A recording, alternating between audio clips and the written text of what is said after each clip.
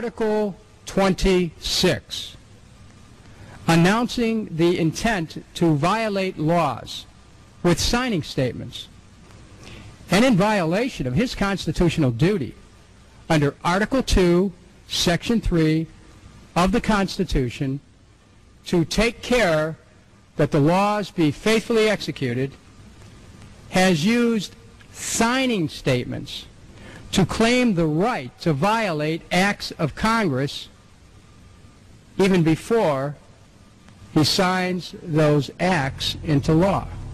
Same analysis would apply to Obama, and a fortiori because he taught constitutional law. He knows better. He's a lawyer licensed to practice law, who, as I am, who took an oath when he was licensed to uphold the Constitution and laws of the United States of America.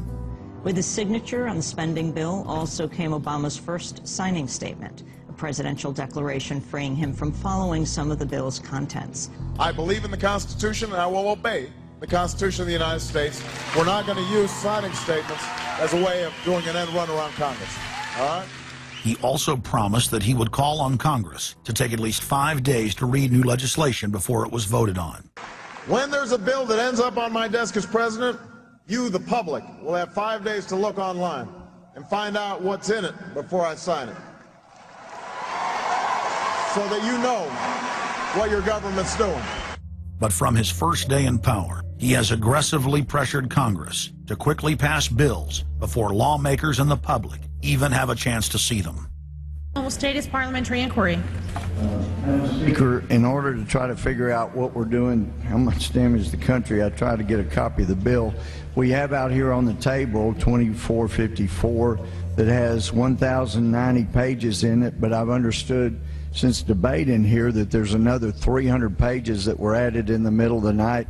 My inquiry is, how do I get a copy of the other 300 pages that people on here on the floor hadn't had a chance to read or see?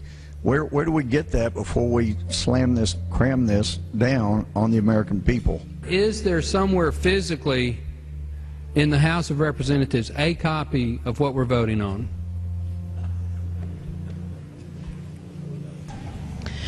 The gentleman has not stated a parliamentary inquiry that the chair can answer. Mr. Speaker, I have to say that I am outraged. Here we are getting ready to vote on a piece of legislation, and we haven't even seen 300 pieces of this legislation. No one can even find the bill or even knows where it's at.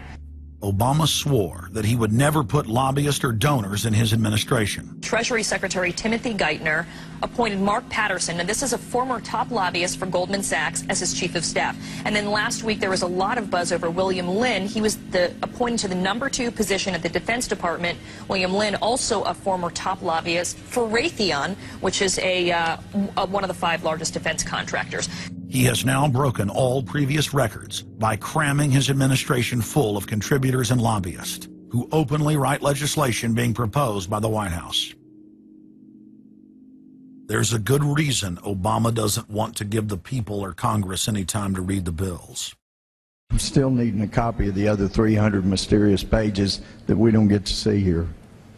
Shortly after the 2008 election, Vice President Joe Biden confided to top supporters that it was essential that their program be implemented at lightning speed. Because their agenda was so unpopular, they knew Obama would lose support quickly. Obama's handlers were in a race to pass a raft of legislation before the people discovered that Obama was just a slicker, updated version of previous puppets. Obama is the New World Order's closer. It's his job to repackage and solidify the tyrannical policies of George W. Bush as progressive and trendy. So part of my job, I think, as president, is to make government cool again. Chris Hedges, author of Empire of Illusion, explained it succinctly.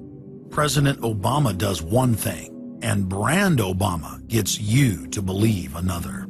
This is the essence of successful advertising. You buy or do what the advertiser wants because of how they make you feel. Through Obama, the global establishment are now putting their entire program into high gear. Obama is attempting to dismantle the Second Amendment with more than a dozen victim disarmament bills now in Congress. The key is going to be, I think, for us to come together and say people do have an individual right, and there's nothing wrong with common sense gun laws. Hate crime and cyberbullying bills in the House and Senate would effectively criminalize free speech protected under the First Amendment. It is absolutely true that NAFTA was a mistake. A senior member of the Obama campaign called the Canadian government within the last month to say that when Senator Obama talks about opting out of the free trade deal, the Canadian government shouldn't worry. The operative said it's just campaign rhetoric and don't take it seriously. Campaign officials called the U.S. ambassador to Canada and say, don't worry, it's just campaign rhetoric about NAFTA. The Canadian government put out a statement indicating that this was just not true. So I don't know who the sources. It wasn't true. Amid all of the denials, sources at the highest level of the Canadian government who first confirmed that a call was made, late this afternoon reconfirmed that a call was made. President Obama is promoting the creation of a North American Union and is attempting to expand NAFTA and GATT. President Obama is pushing nation-ending blanket amnesty for more than 20 million foreign aliens living illegally inside the United States. He's also overseeing the hijacking of health care by the federal government, which will nationalize more than 20% of the U.S. economy. And you want us to believe that a government that can't even run a cash for clunkers program is going to run 1/7 of our U.S. economy. No, sir. No. Obama is continuing the transfer of national sovereignty to unelected international bodies like the United Nations and World Trade Organization. And most important of all, under the cover of banking reform, Obama wants to hand dictatorial power over the United States economy to an offshore private banking cartel known as the Bank of the World. Richard, what happened to all those threats from France's president about storming out and about having a global regulator who is going to reach across borders and be able to deal with markets no matter what country they were in? They have opened up the idea of there being some form of other regulator across countries, and I think that's going to come back. So is this some sort of new world order, which Gordon Brown kind of alluded to? I think a new world order is emerging, and with it the foundations of a new and progressive era of international cooperation. The finance heads of the 20 industrialized nations met again in late September of 2009 at the G20 summit in Pittsburgh, Pennsylvania. At that meeting, ministers called for an end to the dollar as the world reserve currency. They also called for a strengthening of global governance and called for a new world order. While the bankers were busy carving up the world at the G20 summit, Barack Obama was in New York City at the United Nations because he's got a new job to chair the United Nations Security Council, the most powerful position in the world government body. President Obama does what no other U.S. president ever has. As President Obama presided over the UN's most powerful body, that would be the Security Council. 6,191st meeting of the Security Council. For a couple of hours, you could say Mr. Obama was president of the world. It is the story of a world that understands that no difference or division is worth destroying all that we have built. In my own country, it has brought Democrats and Republican leaders together. Leaders like George Shultz, Bill Perry, Henry Kissinger, and Sam Nunn, who are with us here today. Barack Obama is the first president to hold two posts simultaneously. And there's a good reason for that. It's illegal. Article 1, Section 9 of the Constitution forbids any U.S. president from serving any foreign government or institution. He swears an oath to protect and defend the Constitution of the United States. But now Barack Obama has sworn allegiance to the global government and the United Nations that he heads up. Let that sink in real good. Barack Obama now heads the United Nations Security Council. You cannot serve two masters, and Obama isn't.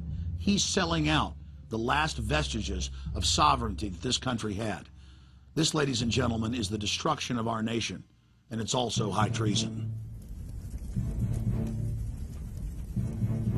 Obama's lies are obvious and out in the open. He hides in plain sight. And from the moment he took office, his lies have only increased. despite the fact that his ratings have dramatically dropped since Election Day, from the mid-80s to the low 40s. A large portion of Americans still gullibly hang on his every word. It is bringing entertainment to thousands of people.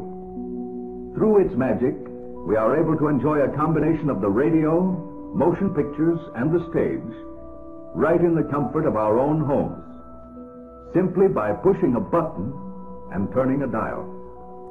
These cells with their electrical charges are scanned by a stream of electrons, completing 30 pictures a second. Compare that crude picture with these of today, and you can judge for yourself how far along the road to perfection television has traveled.